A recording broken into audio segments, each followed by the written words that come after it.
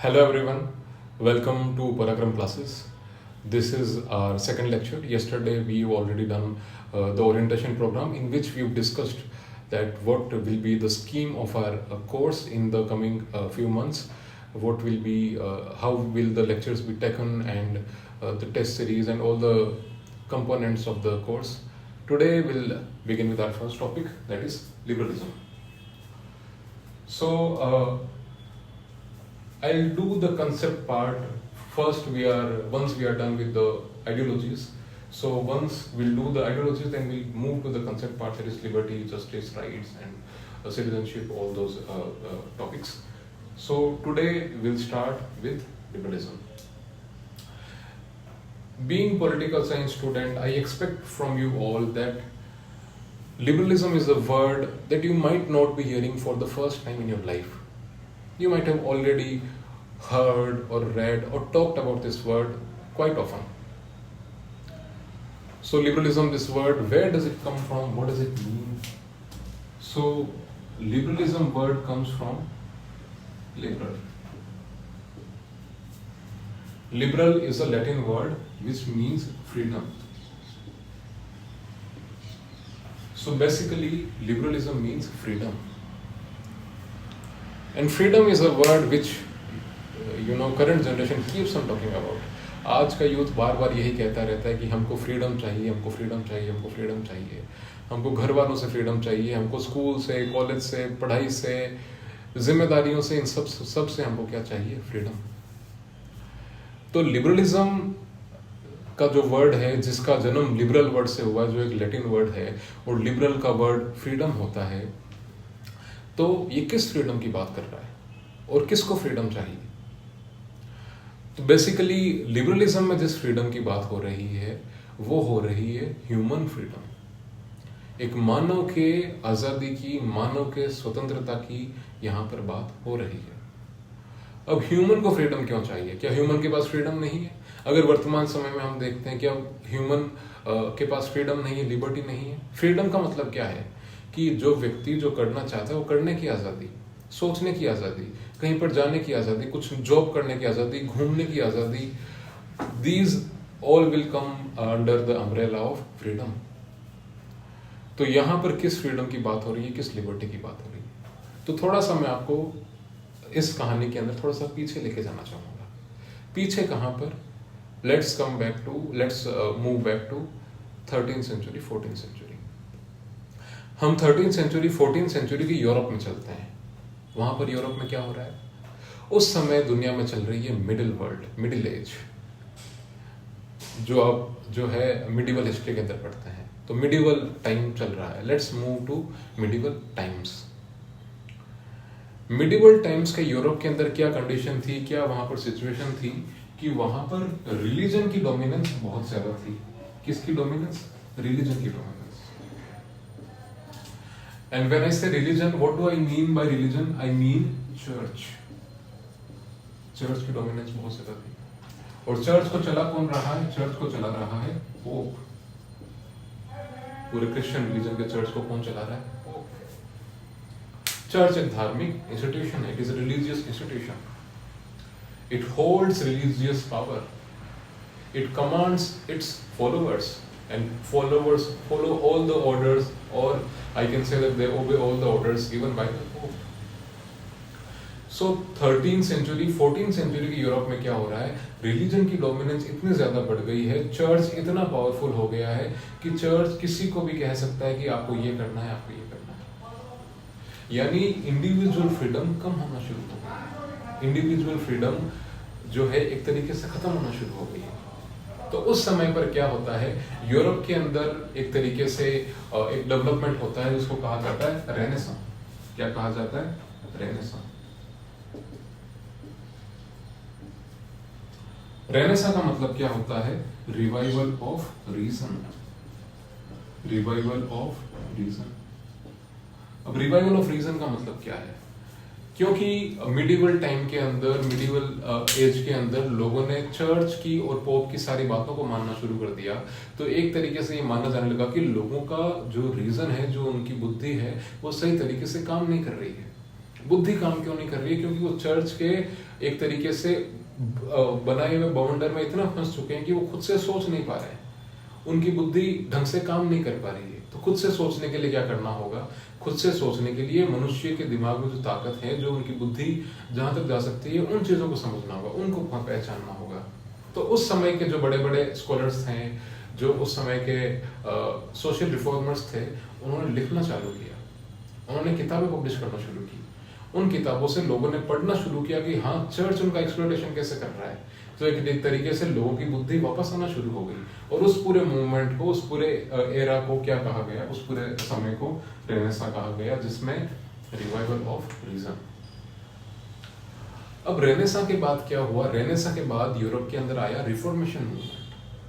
Reformation movement के अंदर Christianity के अंदर जो भी खराब चीजें थी उनको हटाया गया, या फिर एक नया रिलीजन लाया गया जिसका नाम था प्रोटेस्टेंट। खैर, मूविंग ऑन, ये सब चीजें मैंने आपको केवल इसलिए बताई है कि उस समय के यूरोप के अंदर लोगों के पास क्या नहीं थी? फ्रीडम। और वो फ्रीडम पाने के लिए लोग अलग अलग मूवमेंट चला रहे थे, रिफॉर्मेशन मूवमेंट, रेनेसां, ये सब चल रहा था। मिडिवल टाइम की एक और बड़ी खासियत क्या थी कि उस समय की सोसाइटी कैसी थी? उस समय की सोसाइटी थी फ्यूडल सोसाइटी। कैसे सोसाइटी? Feudal society. तो मिडिवल टाइम के अंदर सोसाइटी कैसी थी? It was feudal. Feudal society कैसी होती है कि फ्यूडल सोसाइटी के अंदर एक तो फ्यूडल होता है सामंत, जिसके पास क्या है? बहुत ज्यादा जमीन है, जो बहुत ज्यादा प्रॉपर्टी का मालिक है। और दूसरा व्यक्ति कौन है? सामंत को क्या कहा जाता है? लॉर्ड। और दूसरा व्यक्ति कौन है? सर्फ। सर्फ कौन है? मजदूर, बंधुआ मजदूर, बॉन्डेड लेबर, जो उसके खेत में काम करता है। तो जो भी लोग सामंत है, फ्यूडल है या फिर लॉर्ड है, उनके पास दुनिया भर की जमीन है, लेकिन जो उनके खेत में काम कर रहा है उस व्यक्ति के पास कुछ नहीं, वो बंधुआ मजदूर है। वो 2 समय की रोटी के लिए भी उसके सामने उसको गिड़गिड़ाना पड़ता है। तो यहां पर हम एक बात जो बखूबी हम समझ सकते हैं कि मिडिवल टाइम के अंदर जो सोसाइटी, जो फ्यूडल सोसाइटी है, उसमें व्यक्ति के पास क्या नहीं है? व्यक्ति के पास फ्रीडम नहीं है, व्यक्ति के पास वहां पर लिबर्टी नहीं है, उसके पास खुलकर जीने का अधिकार नहीं है, खुलकर जीने की उसके पास आजादी नहीं है। और व्यक्ति को क्या चाहिए? आजादी। अगर किसी भी व्यक्ति को सबसे ज्यादा अगर किसी चीज से प्रेम होता है तो वो है उसकी स्वतंत्रता, उसकी लिबर्टी, उसकी आजादी। तो फ्यूडल सोसाइटी कैसी थी? फ्यूडल सोसाइटी एक एक्सप्लॉयटेटिव सोसाइटी थी, जो लोगों का दमन करती थी, उनको एक्सप्लॉइट करती थी। अब कोई भी सोसाइटी का जो एक स्टेज होता है वो लंबे समय तक नहीं चल सकता, सोसाइटी के अंदर बदलाव आता रहता है। तो सब लोगों ने क्या किया? उन्होंने फ्यूडल सोसाइटी का विरोध करना शुरू किया। उनमें से जो इंटेलेक्चुअल्स थे, बुद्धिजीवी लोग थे, पढ़े लिखे थे, पॉलिटिकल साइंस या फिर सोसाइटी को जो ढंग से समझते थे, उन्होंने उस सोसाइटी के अंदर की कमियों को पहचाना और उसके बारे में एक्सटेंसिवली लिखना शुरू किया। उसी समय यूरोप के अंदर एक देश है जिसका नाम है इंग्लैंड। इंग्लैंड के अंदर एक रिवॉल्यूशन हुआ, उस रिवॉल्यूशन का नाम क्या था? Glorious revolution. क्या रिवॉल्यूशन का नाम था? Glorious revolution. ये कब हुआ? 1688 में। ग्लोरियस रिवॉल्यूशन कब हुआ? 1688 में। मैं चाहूंगा कि आप सब लोग ये इंपॉर्टेंट चीजें जो हैं अपनी कॉपी में नोट डाउन करते रहें, लिखते रहें, क्योंकि बाद में जो है हम लोग भूल जाते हैं। तो 1688 के अंदर इंग्लैंड के अंदर कौन सा रिवॉल्यूशन हुआ? Glorious revolution. इस रिवॉल्यूशन की क्या खासियत थी? देखिए, रिवॉल्यूशन का मतलब क्या होता है कि rapid change in present circumstance, या फिर प्रेजेंट जो सिचुएशन होती है उसमें रैपिड चेंज, उसको रिवॉल्यूशन कहा जाता है। तो रिवॉल्यूशन भी कैसा है? ग्लोरियस। यानी रिवॉल्यूशन ऐसा जिसमें बिल्कुल भी खून नहीं बहा है, बिल्कुल भी उसमें मार काट नहीं हुई है, शांति से रिवॉल्यूशन हुआ है। इसलिए इस रिवॉल्यूशन का नाम क्या था? Glorious revolution. कहां पर हुआ? इंग्लैंड के अंदर। कब हुआ? 1688 के अंदर। अब इस रिवॉल्यूशन में ऐसी क्या बात हुई भला जो इसको ग्लोरियस रिवॉल्यूशन कहा जाता है? देखिए, इंग्लैंड एक कैसे सोसाइटी है? इंग्लैंड एक सोसाइटी जिसमें मोनार्क रूल करता है, राजा रूल करता है। इट्स अ मोनार्की, राजतंत्र है। तो मोनार्की के अंदर सर्वे सर्वा कौन होता है? राजा होता है। King law is the command of sovereign. जो राजा कहेगा वही होगा। जो राजा के मुख से निकले हुए शब्द क्या है? कानून। Law is the command of sovereign. तो राजतंत्र के अंदर जब ऐसा कहा जाता है कि law is the command of sovereign, यानी राजा के मुख से निकले हुए शब्द क्या है, कानून, उस सोसाइटी के अंदर क्या लोगों के पास लिबर्टी होगी? हो सकती है, लेकिन उतनी ही होगी जितनी राजा चाहेगा। तो इंग्लैंड की सोसाइटी के अंदर रिवॉल्यूशन हुआ, क्यों हुआ? क्योंकि लोग चाहते थे कि इंग्लैंड के अंदर मोनार्की ना हो, पार्लियामेंट्री डेमोक्रेसी हो, डेमोक्रेसी।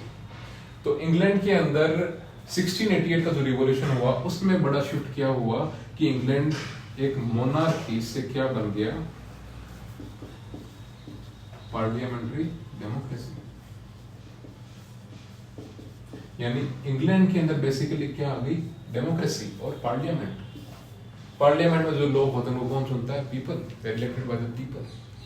सो इंग्लैंड में इतना बड़ा शिफ्ट हुआ कि वहां पर जो है एक तरीके से स्टेट कैसे चलेगा, वहां की पॉलिटिकल जो है वहां का सिस्टम था उसमें इतना बड़ा बदलाव आ गया।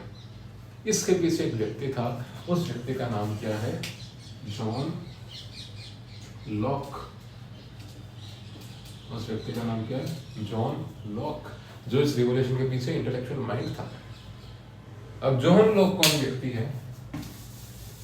जॉन लॉक एक पॉलिटिकल साइंटिस्ट है, और जॉन लॉक को क्या कहा जाता है? Father of liberalism.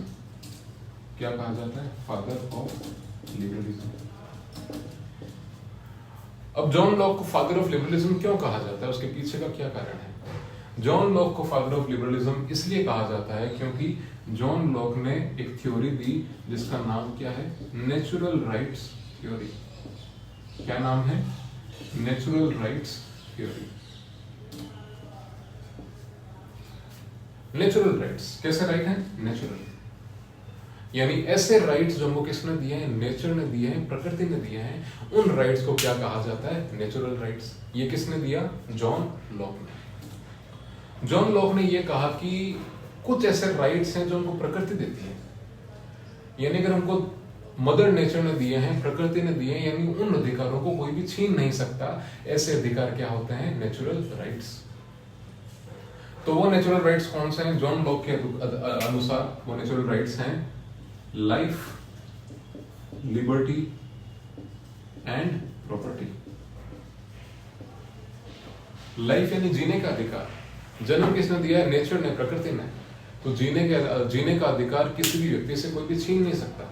no one can take away the right to life. That is the most important right because it is given by the mother nature. Second right क्या है? Liberty. कि अगर mother nature ने जन्म दिया है तो जन्म के साथ साथ उसने स्वतंत्रता भी दी है, लिबर्टी भी दी है कि व्यक्ति अपने मन के अनुसार काम कर सके, अपने मन के अनुसार कहीं पर जा सके, आ सके, ये सब व्यक्ति कर सके। ये किसमें आता है? लिबर्टी में। थर्ड राइट क्या है? प्रॉपर्टी। जॉन लॉक ये मानता है कि अगर किसी व्यक्ति के पास प्रॉपर्टी नहीं है तो वो अपनी लाइफ को सही ढंग से नहीं जी सकता। तो अगर अपनी लाइफ को एक फुलफिल्ड वे में जीना है, सही तरीके से जीना है, तो उसके लिए प्रॉपर्टी का होना बहुत आवश्यक है।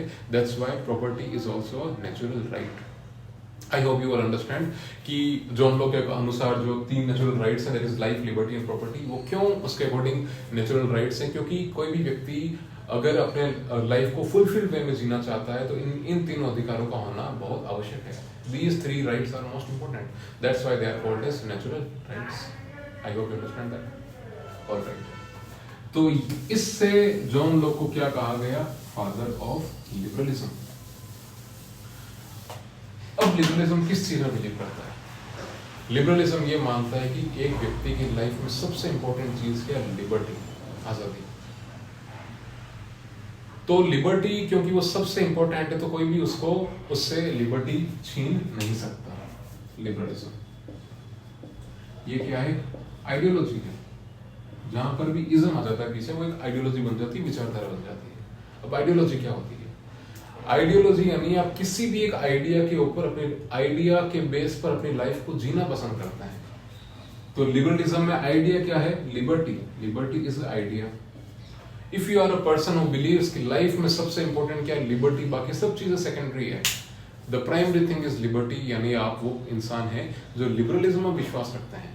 आपने एक आइडिया, जिस आइडिया का नाम क्या है? लिबर्टी, उस आइडिया के अकॉर्डिंग अपने जीवन को आपने जीने का सोचा है, यानी आप वो व्यक्ति हैं जो लिबरलिज्म में विश्वास रखते हैं। You are a person who believes in liberalism. हम 2 मिनट का ब्रेक लेंगे। इतना आपको समझ में आया? समझ में? All right, I hope now you have understood about liberalism. आपको समझ में आ गया होगा। अब हम देखेंगे बेसिक प्रिंसिपल्स ऑफ लिबरलिज्म, कि लिबरलिज्म जो ये विचारधारा है, जो ये आइडियोलॉजी है, इसके बेसिक प्रिंसिपल्स क्या है, ये किन चीज़ों की बात करता है, क्या इसके बेसिक प्रिंसिपल में आते हैं, उनकी अब हम बात करेंगे। पहला जो बेसिक प्रिंसिपल है that is liberty. Liberty, obviously liberalism सबसे पहले अगर किसी की बात करेगा तो वो लिबर्टी की बात करेगा।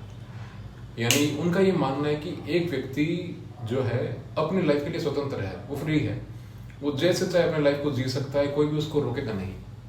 तो that is the first component और the first principle of liberalism, कि एक व्यक्ति अपनी लाइफ को लेकर स्वतंत्र है, वो जैसे चाहे जी सकता है।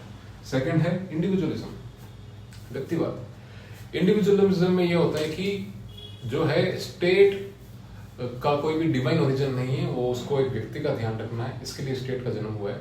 इसलिए इंडिविजुअलिज्म में एक व्यक्ति पर फोकस किया जाएगा, इंडिविजुअल पर फोकस किया जाएगा। तो जहां पर भी इंडिविजुअलिज्म की बात आती है, वहां पर व्यक्ति इंडिविजुअल खुद का ध्यान रखता है, ना कि सोसाइटी का। उसका मतलब वन कम्स बिफोर सोसाइटी। जैसा जॉन लॉक ने कहा था, कि बाकी थिंकर्स ने भी कहा था, कि जो इंडिविजुअलिज्म को सपोर्ट करते हैं उनके लिए क्या है कि the individual comes before the society. Society बाद में आएगी, इंडिविजुअल पहले आएगा। तो the good of individual is good of society. अगर इंडिविजुअल का भला है, सोसाइटी का भला है। लेकिन जो लोग इंडिविजुअलिज्म में बिलीव नहीं करते, वो ये मानते हैं the good of society is good of individual. यानी पहले सोसाइटी का भला होगा, तब इंडिविजुअल का भला अपने आप हो जाएगा। लेकिन इंडिविजुअलिज्म में बिलीव करने वाले लोग ये मानते हैं कि the good of individual is good of society. अगर इंडिविजुअल का भला हो जाएगा, सोसाइटी का भला अपने आप हो जाएगा। इसलिए हमें फोकस किस पर करना है? इंडिविजुअल पर। वो तो मैंने कहा है कि इंडिविजुअल का भला हो जाएगा, सोसाइटी का हो जाएगा, लेकिन उनको मैटर नहीं करता सोसाइटी का हो या ना हो। उनके लिए मैटर क्या करता है? इंडिविजुअल का भला होना चाहिए, सोसाइटी का होगा नहीं होगा that is a different thing. लेकिन इंडिविजुअल का भला होना आवश्यक है। ये वो लोग हैं जो किसमें बिलीव करते हैं? इंडिविजुअलिज्म के अंदर। फाइन। नाउ रैशनैलिटी, यानी विवेकशीलता। जो लोग लिबरलिज्म में बिलीव करते हैं वो ये मानते हैं कि ह्यूमन बाय नेचर कैसा होता है? राशनल। एक व्यक्ति प्रकृति से ही राशनल होता है, बुद्धिमान होता है। और राशनल यानी विवेकशील व्यक्ति वो है जिसको अपने भले और नुकसान का पता है, जिसको सही और गलत का पता है, जिसको पता है उसके फायदे की चीज क्या है, उसके नुकसान की चीज क्या है। और अगर किसी को अपने भले और नुकसान का पता है तो वो अपने भले में ही काम करेगा, नुकसान में क्यों करेगा। इसलिए वो ये मानते हैं कि व्यक्ति चाहकर अपना नुकसान नहीं करेगा, और हर व्यक्ति अगर अपने फायदे के लिए चलेगा, सोसाइटी का फायदा ही होगा, नुकसान होगा ही नहीं। इसलिए उनको उनके हाल पर छोड़ दो। बुद्धिमान व्यक्ति हैं, विवेकशील हैं, उनको पता है सोसाइटी में कैसे जीना होता है, तो किसमें बिलीव करते हैं? रैशनैलिटी में। Then what comes? Toleration and respect for diversity. क्योंकि ये व्यक्ति कैसे हैं? ये स्वतंत्रता को पसंद करने वाले लोग हैं, व्यक्तिवादी हैं, अपने में रहते हैं, बुद्धिमान है, विवेकशील है, राशनल है।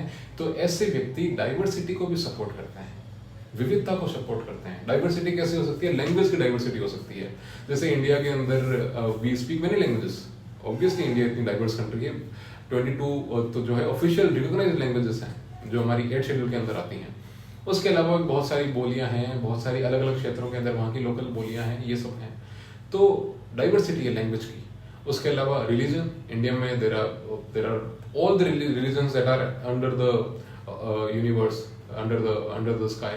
ये सारे रिलीजन्स कहाँ पर है? इंडिया के अंदर। चाहे Hinduism, Christianity, Islam, Jainism, Buddhism, Judaism, these all religions are present in India in some way और अनदर। सो ये सब है। तो जो लिबरल लोग हैं, जो लिबरलिज्म में बिलीव करने वाले लोग हैं, उनको किसी भी धर्म से परेशानी नहीं होगी, उनको किसी भी भाषा से परेशानी नहीं होगी। हो सकता है वो एक पर्टिकुलर भाषा बोलते हैं और उनके सामने कोई दूसरी भाषा बोलने वाला व्यक्ति है, उन्हें परेशानी नहीं है, वो लिबरल है, वो लिबर्टी में बिलीव करते हैं, वो मानते हैं उनकी स्वतंत्रता है, उनकी स्वतंत्रता है, उनकी लिबर्टी है कि वो कौन सी भाषा बोलना चाहें, उनकी स्वतंत्रता है कि वो कौन सा धर्म अपनाना चाहें, वो कौन सा काम करना चाहें, वो किस शहर में रहना चाहें, वो किससे शादी करना चाहें। ये उनकी स्वतंत्रता है, उनकी लिबर्टी है। तो ये भी एक इंपॉर्टेंट प्रिंसिपल है लिबरलिज्म का कि वो डाइवर्सिटी में बिलीव करता है। टॉलरेशन यानी दूसरों को सहन करता है, टॉलरेट करता है। चाहे उनके सामने एक ऐसा रिलीजन है जो उनका नहीं है, फिर भी उसे टॉलरेट करेंगे, उससे उनको कोई परेशानी नहीं होगी। Next point, limited constitutional government. यानी गवर्नमेंट की ताकत अनलिमिटेड नहीं होगी, लिमिटेड होगी, सीमित होगी। निरंकुश राजा अगर होता है तो प्रजा का भला बिल्कुल नहीं हो सकता, इसलिए राजा का अंकुश में होना बहुत आवश्यक है, राजा का एक सीमा के अंदर होना बहुत आवश्यक है, एक लिमिट में होना बहुत आवश्यक है, तभी वो अपनी प्रजा का भला कर पाएगा। तो गवर्नमेंट कैसी होनी चाहिए? लिमिटेड। अब गवर्नमेंट की ताकत को, गवर्नमेंट की पावर्स को लिमिट कौन करेगा, उसको कौन रोकेगा? वो रोकेगा संविधान, that is constitution. Simple language में देखें तो कॉन्स्टिट्यूशन क्या होता है, आप सबको पता है कि रूल बुक जहां पर नियम लिखे होते हैं, देश कैसे चलेगा, वो सारी बातें उसके अंदर लिखी होती है। तो अब सरकार किसके अकॉर्डिंग चलेगी? कॉन्स्टिट्यूशन के अकॉर्डिंग। यानी सरकार अपनी मन मर्जी से नहीं चल सकती, उसकी ताकतों को, उसकी पावर्स को लिमिट किसने कर दिया? कॉन्स्टिट्यूशन ने। इसलिए वो गवर्नमेंट कैसी है? Limited constitutional government. ये सब कहां पर होगी? एक लिबरल सोसाइटी के अंदर। ऐसी सोसाइटी जो एक लिबरल सोसाइटी है, एक स्वतंत्र सोसाइटी है, उदारवादी सोसाइटी है, जहां पर गवर्नमेंट कैसी होगी? Liberal constitutional government. I hope you understand this. Moving on, liberalism का एक और प्रिंसिपल क्या है? सेक्युलरिज्म। सेक्युलरिज्म। अब सेक्युलरिज्म का मतलब क्या है?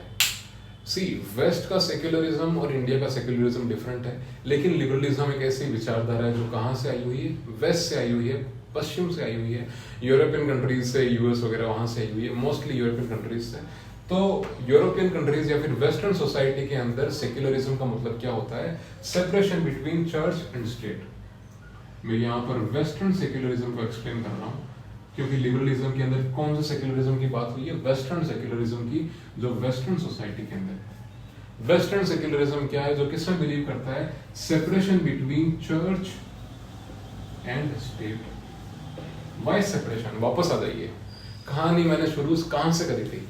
कहानी की शुरुआत करी थी मध्यकालीन यूरोप से, मिडिवल यूरोप से, मिडिल एज वाले यूरोप से, जहां पर चर्च की डोमिनेंस बहुत ज्यादा बढ़ गई थी, पोप बहुत ताकतवर हो गया था, और पोप राज्य को आदेश देना शुरू कर दिया था कि राज्य ऐसे काम करेगा, स्टेट ऐसे काम करेगा, राजा को ये करना होगा, राजा को ये नहीं करना होगा।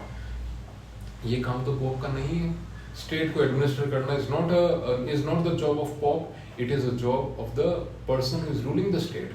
For example, a king or anyone who is ruling the state, जो जिसके पास वो पावर है, head of the state. Pope is not the head of the state. फिर पोप कैसे उनको कह सकता है? कैसे चलेगा?